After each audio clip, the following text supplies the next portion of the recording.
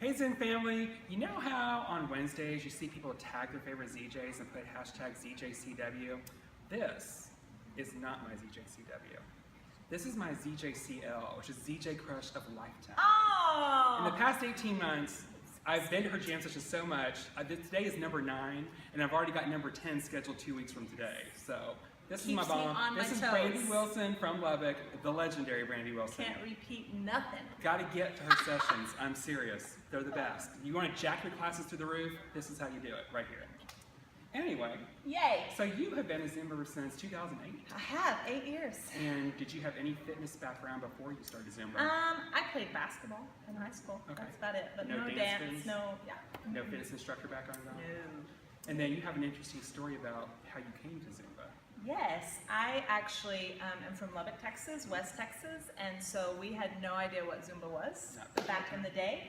And I literally Googled it, and it was Tanya Beardsley's Hips Don't Lie video, and that's what I went off of. So my first class ever was at B1 training with Julie Kelly. Wow.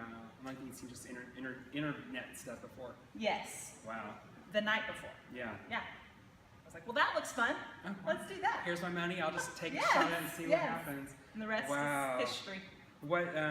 So when did you decide to become a ZJ? What made you decide to take that next step? I hosted again years later. We had no idea what the program was. Yeah.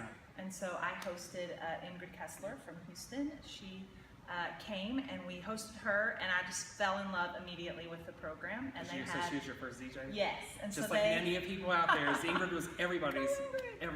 So I fell in love with the program, and so 6 months later they had a call, and I just went for it. Wow.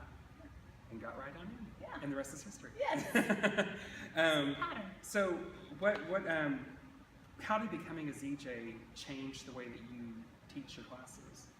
Oh goodness.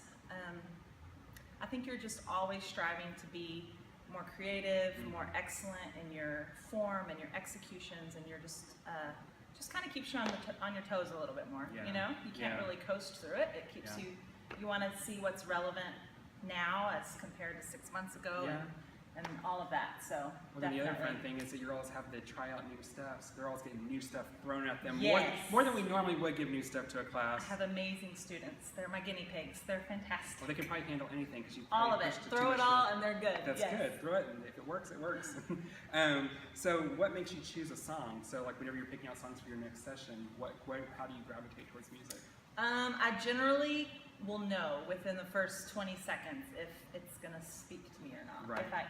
And so choreo-wise, the best ones come to you immediately. You hear it, you usually start visualizing. Done, and maybe at the end of the song you have one part that needs tweaking or something, but it doesn't always happen that way, but it's pretty fantastic when it does. Yeah, and this girl learns choreo like nobody's business.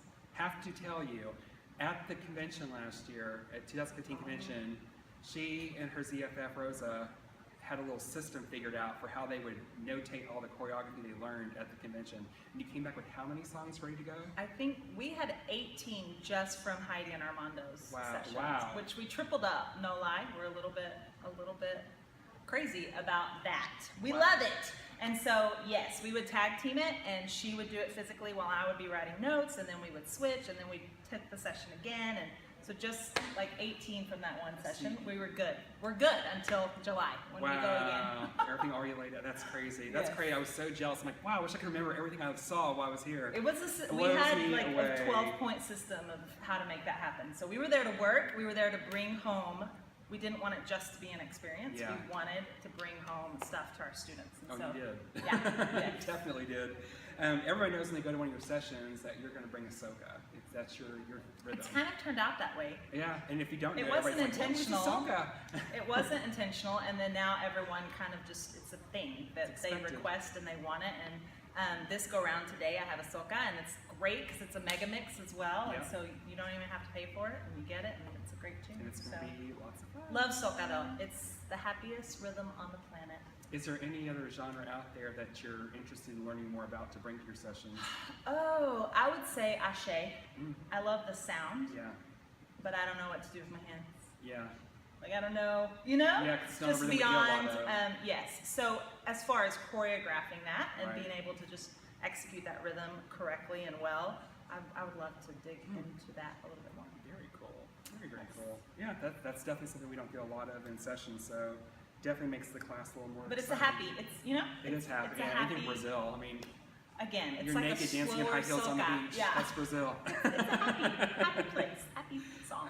People who've been to your sessions know your motto is never stop learning. Yes. Is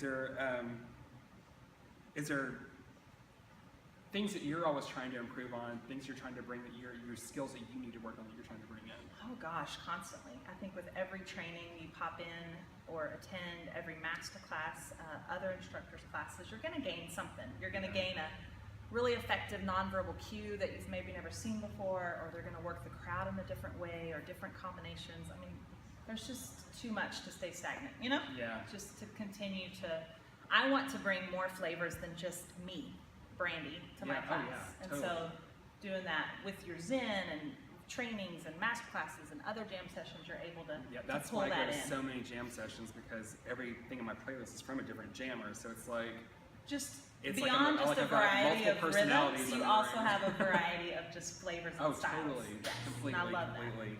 What would you tell a Zen member who's never been to a jam session why they should come to one? Oh, go! It's so fun. It's so much more than choreo. Yes? I mean, it's relationships, it's family, you're building community, you're going to get support that you need being brand new.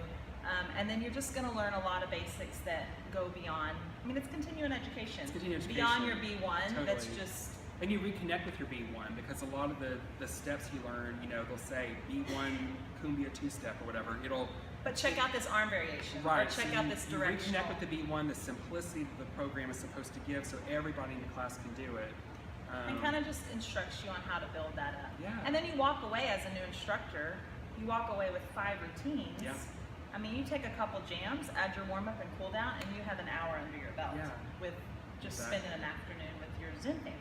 You know? So it's really a great, there's so much more than just choreo. And that's what I always tell people too. It's like, you know, everybody else says, oh, I've got the new Zen volume, I haven't had time to watch it. And that's the thing, is having to stop and watch and try to learn everything. You find the time to learn a song from scratch from beginning to end takes forever, but a jam session, it does. 3 hours, you've got 5. You might have to come and practice them 3 or 4 more times to get them down, but you pretty much got it done in 3 hours. So And there's no distraction. no distraction. So why would you not want to do it? And it's a big party. It is. Great big one. So a lot of instructors are kind of territorial about their music. Like, they're like, that's my song, I don't want anybody doing it. You know, they want to be territorial about the stuff that's in their class. They want to be very unique. Why would you tell those people they should come to the jam session? That's really pretty foreign to me, just because I have a team in Lubbock of 20 plus instructors that it's just greatness. We share everything and we get together and practice, and it's just so much better that way. Yeah. And I think it goes back to, again, you're able to deliver more than just the boundaries of what you can give when you never stop learning. Yeah. So me and my ZFF, we go to all these jam sessions together, and we learn the same choreo, and we go to each other's classes, but she tweaks things differently than I do. And it's like, I'm like, oh, I didn't know that. Okay. Yes. And that's, you know, and it's also cool too, because you guys sub for each other. You might have some same songs in your playlist. That way when people come in, they don't go to a completely foreign playlist. There's stuff they already kind of know, so they can get a better workout, feel more successful about that. Absolutely. And they're more willing to try everybody's classes out that way. So it's a great way to support each other. Absolutely. Definitely. What's something that you see a lot of instructors do that you wish you could just change? You could just like help them to fix, just to make them such a more amazing pet person. peeve? Not really. Maybe. Not calling anybody out. Face your students. Face your students. There's just so much more connection and energy that's brought through that. And cueing, just be on point with your cueing. And I would say cueing as an instructor is part of the choreo. Yeah. And so to just be diligent, and it's easy. I mean, just learn your cues in, so then you're not dancing for your students, you're dancing with them, so that they can take it on as their own. And that's the cool thing about jam sessions, is every jammer, as part of the choreos they teach it to you, they teach you cueing. They're like, this is my cue, this is how I do this, and how I tell my students. And that's really the biggest advantage here. You really get the cueing built into the choreo, so definitely worth coming.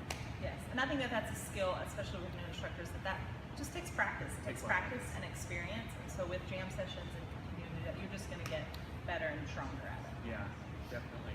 So you've been at a lot of events. You've been on the stage with a lot of people. You were on the stage with Cass and Steve when they came to Austin. Who would you like to, in the Zumba world, you could be on stage with anybody, who would you love to be on stage with and work with? Heidi and Armando. Heidi and Armando. Yes, they're my favorite. Oh yeah, well they bring that extreme island flavor. I know, and it's just the best. It's the happiest, it's the greatest. So, Heidi and Armando, if you ever see this, get this girl on stage with you at your sessions at convention, because she can keep up, and she can bring the fire with you, believe me. I will bring it. Bring it. All right, guys, that's it. This is Brandi. Go to her sessions, and I'm telling you, when you see them post, they sell out quick, so be on it. Get on it and come. Don't miss it, because this is all so much fun. Yes, thanks. All right, that's it. Join the jam. We'll see you soon. Bye.